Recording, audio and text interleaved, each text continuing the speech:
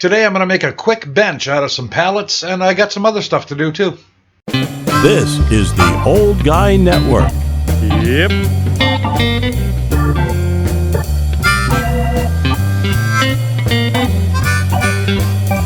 Hey, welcome back to the Trailer Hood. I'm the OG, the old guy, and you know who you are. And, you know, it's nice to have you stopping by. I really enjoy it when you visit me. And today, well, I had to make a bench, but I actually made the bench a few days ago before I did the unboxing, which I put up on Monday. I don't know. I get so confused because I shoot these videos, you know, out of sequence sometimes. So I get a little confused, and I'm a little confused anyway to begin with. So, you know, it happens.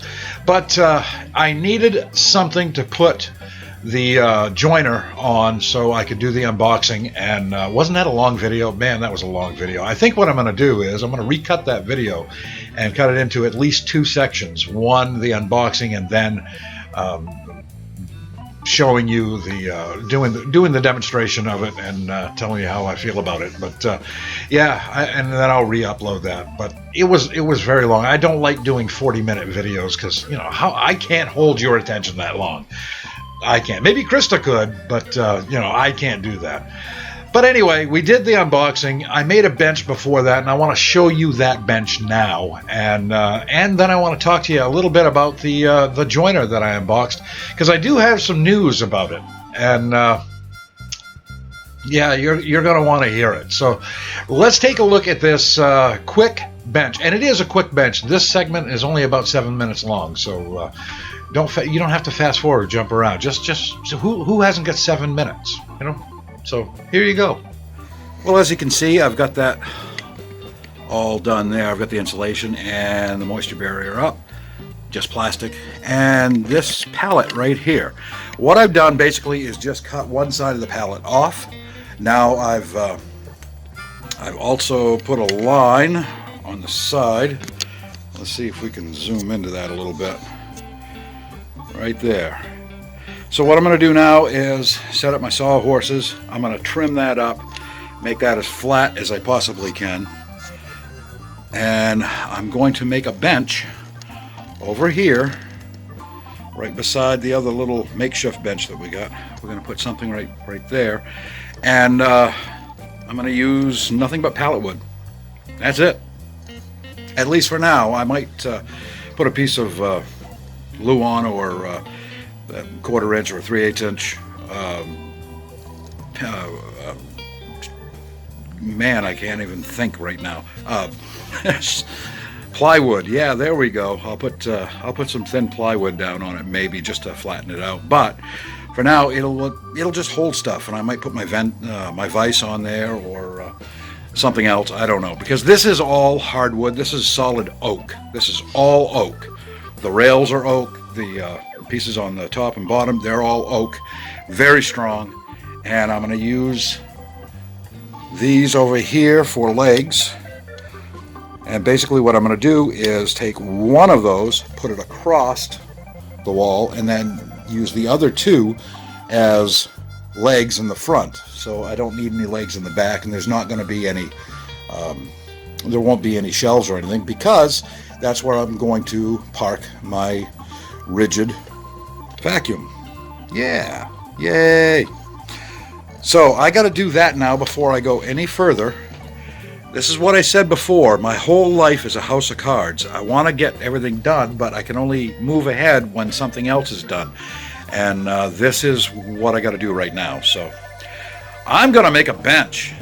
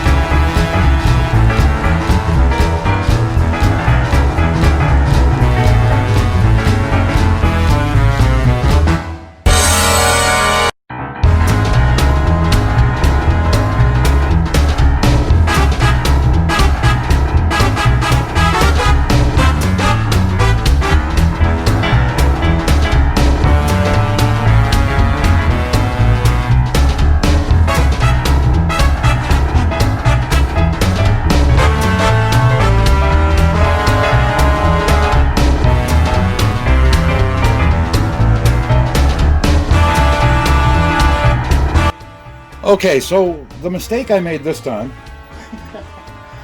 as you can see, I started cutting out this side because this was the side the legs were supposed to be on. And I put the legs on this side. So this is the flat side, which is supposed to go up against the wall. This is the side that's not. So the easiest thing to do is just draw a line on here and then use my circular saw and cut it flat and then put it up against the wall. That's going to be the quickest way to do it. So I'm going to go ahead and do that. Well, that turned out to not be the easiest way to do this, but it's done now. And everything's fairly straight.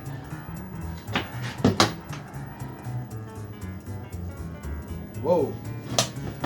All right. I'm gonna have to pick this up a little bit, and that's fine. I'm just gonna put some spacers down below, and then this will be nice and level. So that's our little bench. Move it over this way a little bit. There we go.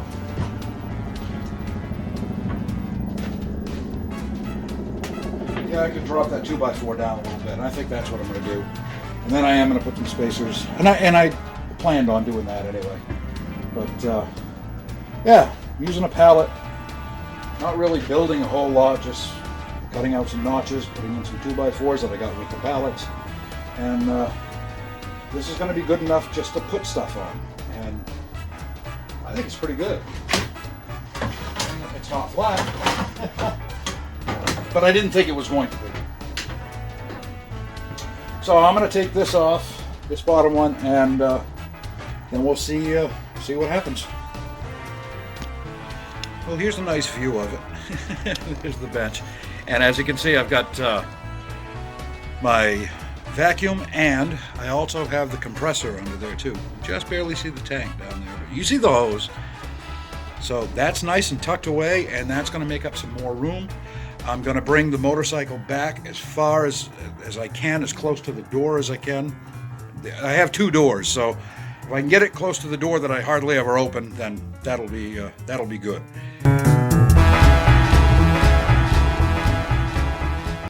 See, that video wasn't too long, right?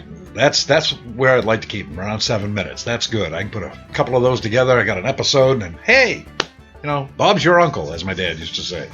So, yeah, I mean, that was a very simple thing to do. I just cut up a pallet, threw a couple of legs on it, attached it to the wall, and look, instant bench. And if you did see the very long video I did on the unboxing, you see the bench there, and it's holding up pretty nice. I am going to beef it up just a little bit. I want to put a couple of braces on it just in case I accidentally kick the legs and the whole thing comes down. So I will be doing that, and it is what it is. It's a decent little bench just to lay a hammer on, or to keep my my joiner on, or whatever I want to do with it. And I can make some more of those later on too, as I get more room in the shop. And as you can see, I've got more room in the shop. And again, I am going to re-edit that video, and we'll have at least 2 videos out of it, the unboxing and then the review and demonstration. But that's going to have to wait because I've got so much other stuff to do. And I do have an announcement about the joiner. It is a very nice joiner. Don't get me wrong. I really like it. I've only had it a few days, but I did do exactly what I thought I was going to do. And after having it less than 24 hours, having it all unboxed and everything, less than 24 hours, I ran a piece of wood through it with a nail in it and ruined the blade, of course.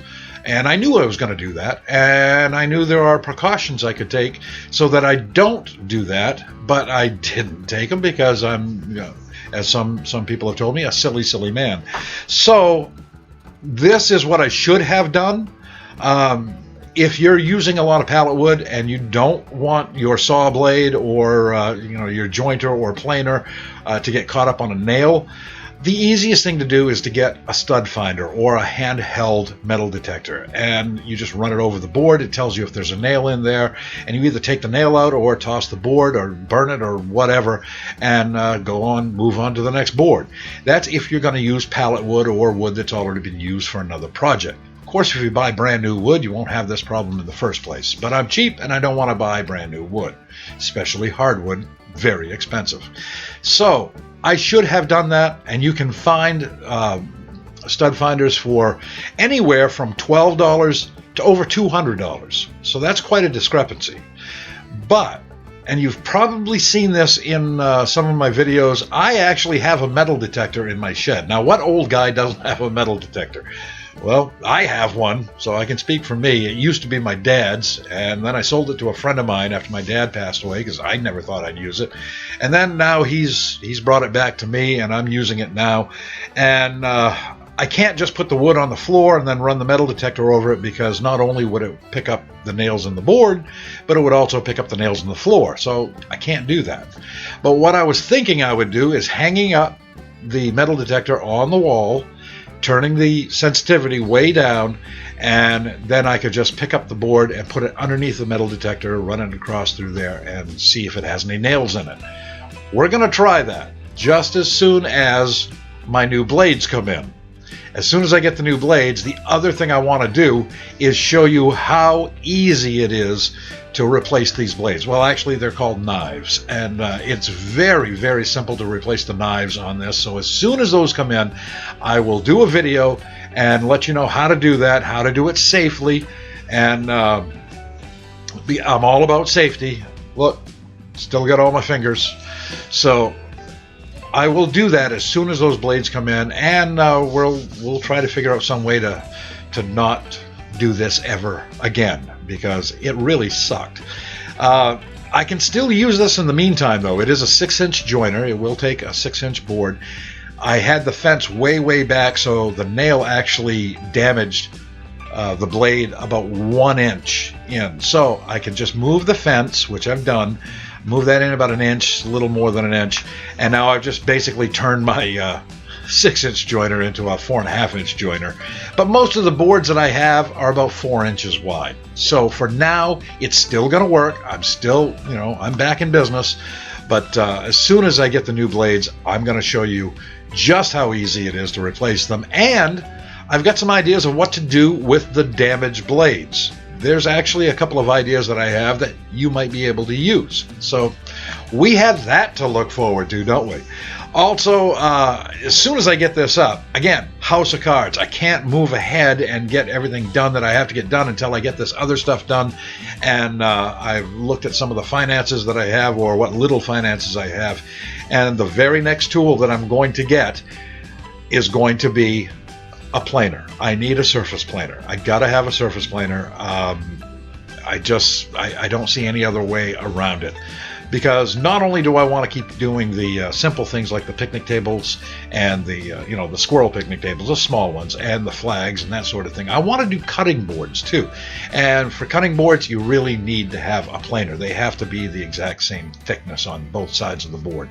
So that's going to be the next thing. Then I'm going to get another tool. I have 3 tools in mind: a joiner, a planer, and something else that's going to be a nice touch to everything that I build.